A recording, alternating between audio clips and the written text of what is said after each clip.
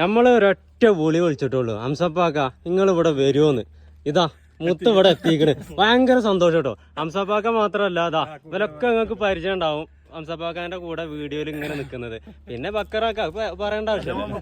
അപ്പൊ എന്തായാലും ഞങ്ങളെ നാടിനെ പറ്റി ഹംസപ്പാക്ക എന്തേലും ഒന്ന് പറയണം. എന്തതിനെ പറ്റി പറയാൻ വാക്കുകളില്ല. കാരണം എന്താ വെച്ചാൽ അടിപൊളി സ്ഥലമാണ് ഈ തേയിലത്തോട്ടം, അവരെ സ്നേഹം.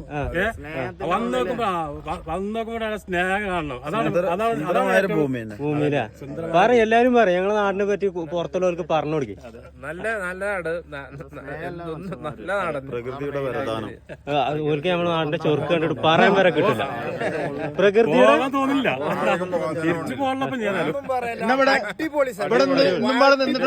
ഇന്ന് നിന്നിട്ട് അടിച്ചു പൊളിച്ചിട്ട്